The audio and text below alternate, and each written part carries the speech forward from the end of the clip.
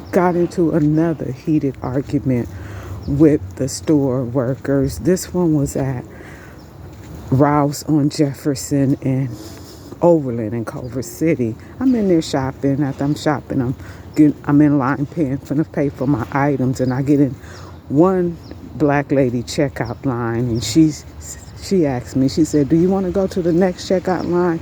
She only has a few people in her line. I said, "No, I'm fine." And then shortly after, a white customer that's in the checkout line in front of me, she asked me the same thing.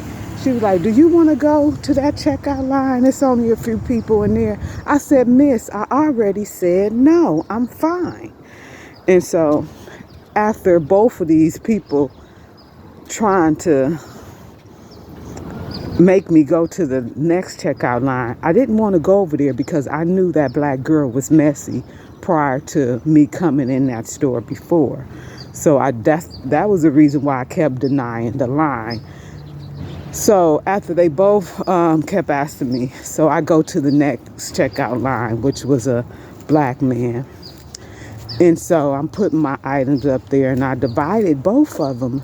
And then, so once I get to paying for it, he said, "You have," he seen me put the divider between two items. And so, items, dividing the items. And then he asked me if I had two separate orders, and I said yes. And then he asked me again, and I said yes, sir. And then he's like, "Well, I can't see your face. You got your face covered up."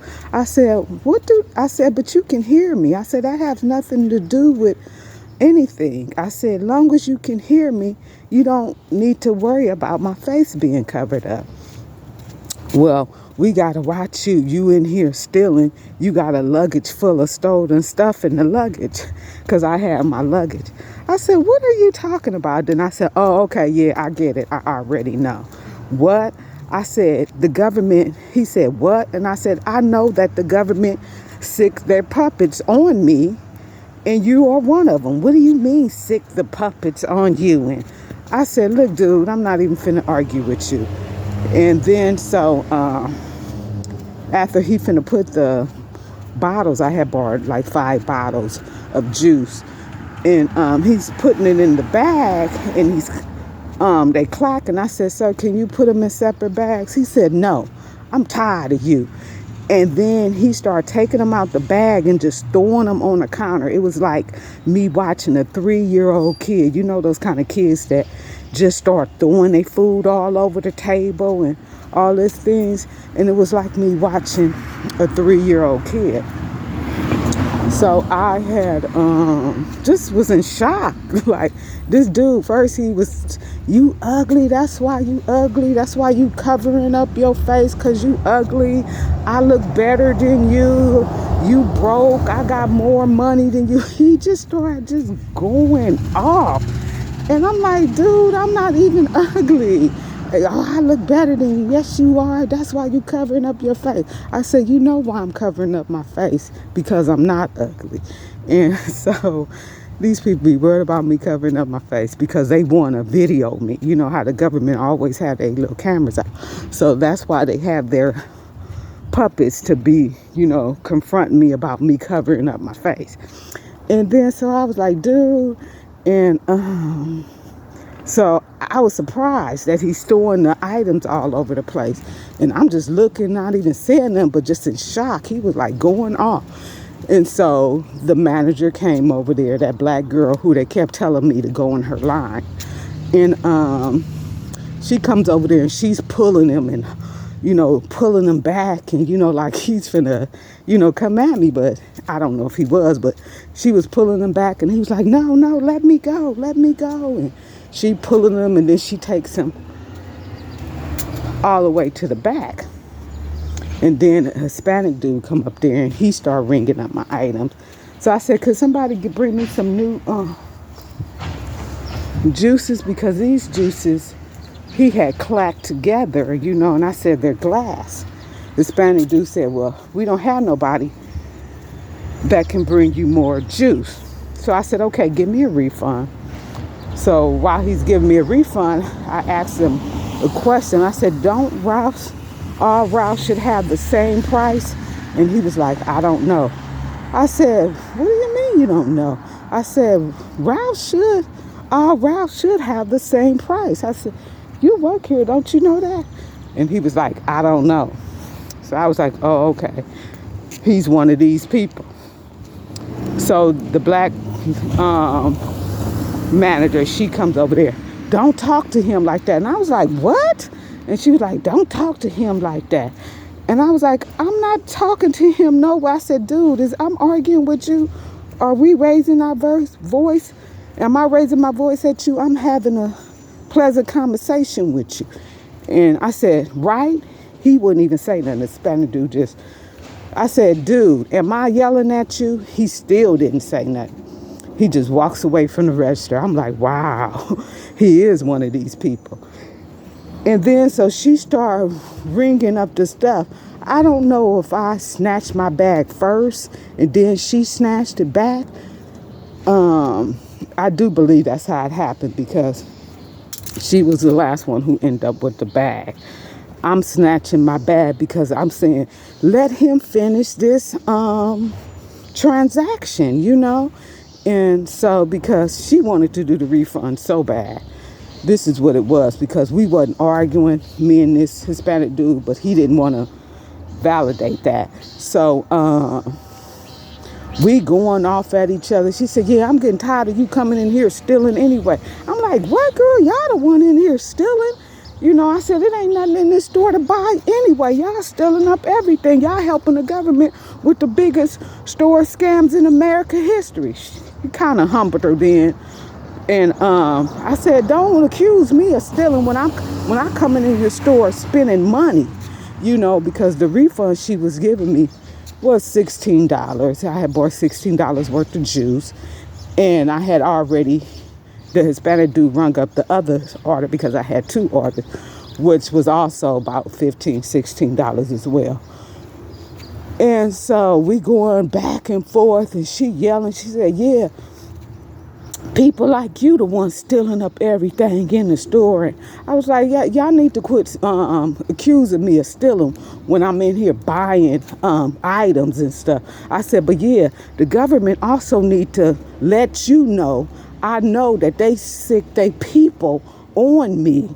You know, I said, because this has been going on too long. I said, if I was a thief, I would have been locked up as long as the government been following me around. I said, and using y'all house niggas, y'all enslaved workers to come at me. And so we going back and forth, but everything was heated, a very heated argument with the black cashier and this black manager. Everything was just extremely heated. And then so she leaves the register. She comes across from the register. I come, you know, to the ending of the register. And so we still going back and forth. And this time we facing each other. And she telling the other workers, y'all better get her. Y'all better get her out of my face. And I was like, no, you get me out your face. And she was like, y'all better get her. Y'all better get her. And so she walks away. So I start picking up my items, but then I noticed one of my bags was missing. So I asked a Hispanic dude who left the register, hey, where's my items? I said, I'm missing a bag. I said, the items that I bought from you, I'm missing a bag. He ignored me. I said, hey, dude, I paid for my items with you. Where is my bag? He still ignored me. So I walked back over to the manager because she went to a different register. I said, where's my bag at? Because she was like, y'all better get her out of my face. Get her out of my face. I was like, hey, where's my bag? So it was another cashier lady there. And she told the manager, the other black cashier girl told the manager, hey, just give her bag. Give her bag. And y'all better get her out of my face. And then so I looks down the aisleway, and then I see this older Asian lady talking, bringing the security guard there, some black security guard there. He was there the whole time. The government told him to get away from the door because a confrontation was finna jump off, because the government, you know, they created this confrontation. So he started walking towards me, but then walk right past me, wouldn't even give me eye contact or nothing, just walk right past me. So, and then I'm steadily like, would you give me my bag? Would you give me my bag? Then the black girl said, give her her bag, give her her bag. And then so she told the Hispanic dude, give her her bag. And then he walks to the end of another register. They had put my bag in a grocery cart. He must have, the Hispanic dude had to put the bag in the grocery cart because he knew exactly where it was at. He the one who left the register before the black girl, because when the black girl left the register, the black manager, she didn't have a bag in her hand. She went the opposite way. She went to the left. My bag, my grocery bag, was to the right at a different register in a shopping cart. This Hispanic dude took my items, knowing that I paid for it, and put it in a shopping cart. But when I asked him twice, where is my bag, he sat there and ignored me. You see what I'm saying? And that's why I said he was one of those, because he's escalating and keeping the confrontation going. Because finally, when the black girl said, give her her bag to the Hispanic dude, he said, oh, you want me to help her? And come to find out, this dude was the one who took the bag and put it in the shopping cart. It's like, wow, and I was sitting in that store arguing with these people for about a good 8-10 minutes. And this was going on, heated, very loud. And the security guard was out of Dodge because I'm 100% sure that the government told him to get out of Dodge. This is why they kept telling me to go to that girl's register, because the government had already told them to start up this confrontation, because like I said, they follow me around to create stuff like this, to evil things to happen. This is not a coincidence that things like this go on, This happened to me in numerous grocery stores, And the other time when it was a real heated confrontation with the white store manager at the one in Culver City on Sepulveda, that one over there, that was a very heated one. And he used the same words as this black manager. Oh, I'm the store manager. So what? I don't care about y'all being the store manager, because that's what the black girl told me over there on Jefferson and Overland at that route. She like, oh, I'm the store manager. I don't care. And then this white dude over there on Sepulveda, I'm the store man. I don't care. Why are y'all sitting here arguing with me and accusing me of stealing when there's no evidence that I'm stealing? But see, this is the tool that the government is telling them to come at me with. And it's just like, wow, that white store manager on Sepulveda should have been fired. That black girl over here on Jefferson and Overland should have been fired. And also that black clerk at Jefferson and Overland, and that Hispanic dude. All three of they A's should be fired, because for them to attack me and create all this kind of commotion, it could have been FEDS. People could have got hurt. People could have got hit. They could have jumped on me, things could have really, really escalated. But what had took place was just unacceptable. Like I said, this is not a coincidence. You go into, it's been 4 stores and then the same pattern happened.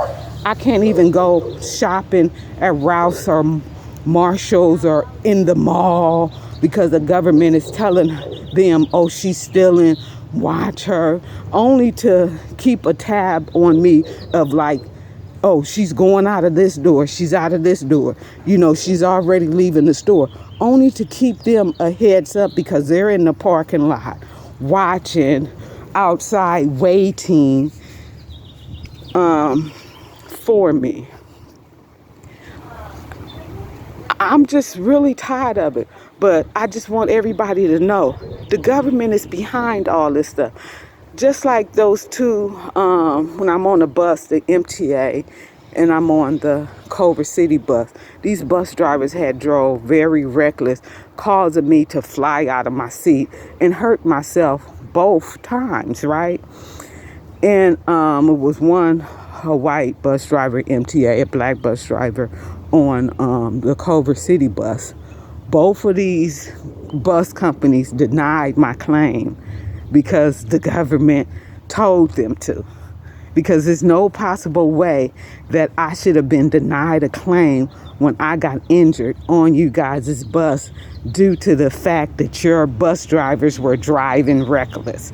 Like all this evil stuff that goes on these buses are created by the government. Do you think that was a coincidence that you remember when they had a rush of all those incidents where all these bus drivers getting hurt, bus drivers getting stabbed and being attacked, jumped on, passengers getting hurt? It was just a rush of all these attacks going on. That's not a coincidence. Okay, I'm telling you, it's not a coincidence. This is created by these evil people that's getting paid to follow us around. These people are getting paid like $60 an hour. FBI agents are being paid like $60 an hour. These polices that's behind all this evil stuff, and they are creating and helping all this stuff go on too. They're attacking me extremely hard because evil white power blew the whistle and said, get her. And those people, just like I called them some enslaved workers, some house niggas when I was over there in that Ralph's on Jefferson and Sepulveda, because hey, this is what it is. You know, they teaching y'all the ropes of how to steal, kill, and destroy. And so now y'all think y'all bad because y'all got all this scams going on to collect money and stuff.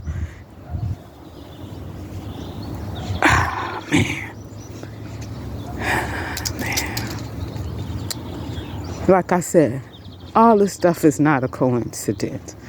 What happens to me is the story of a lot of people, some who don't know, some who do know, that the government is going around taking people freedom from them. These FBI agents is following us around to steal, kill, and destroy. And they find victims by following us around. While they sitting in the cut watching us, they watching other people. And that's how they collect more victims.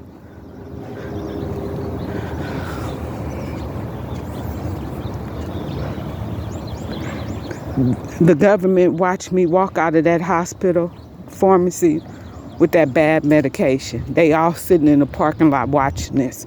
They all watched that black dude come in there with a brown paper bag full of medicine, handing it to the workers in Cadillac Kaiser Pharmacy. He's giving this stuff out of a big brown paper bag over the counter, giving it to some clerks. It was some bummy black dude, dirty shoes on, came in there with a big bag.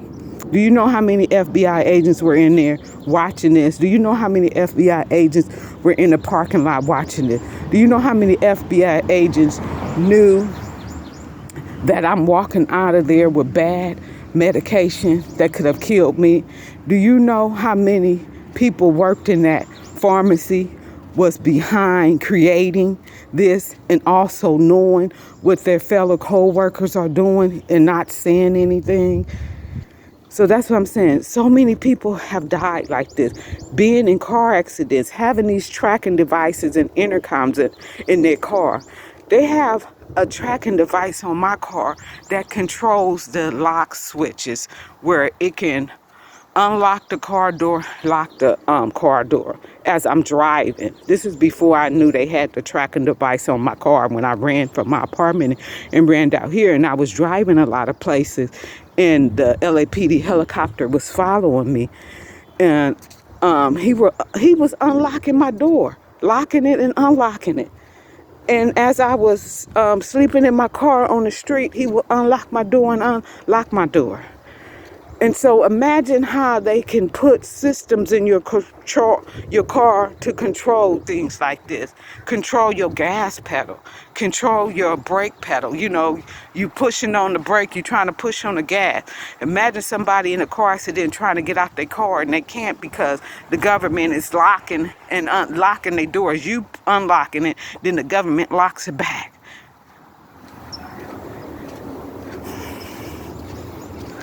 Like I say, my story is people's story. A lot of people don't even say nothing. They let these people attack them. They know that the government is the one that's taking their freedom. And they will pay these people millions thinking that, oh, if I give them millions, they're my friend. The devil, Lucifer, is no one's friend. This is who they are. The government has always been the KKK. This has been revealed to me. Black people join the KKK. And then these other stupid people that's knowing what's going on, that's giving them money, and then they like, oh, they think just because people start watching their movies or letting them get a whole bunch of followers on social media that they in good with Lucifer. No, you're not. Lucifer is just waiting for the right time to get rid of you, unlive your ASS. You know, but in the meanwhile, they still are attacking them. And then they're thinking other people attacking them. But no, it's the same people that's attacking me is attacking you.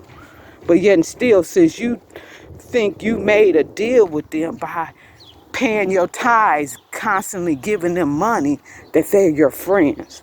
Lucifer is no one's friend.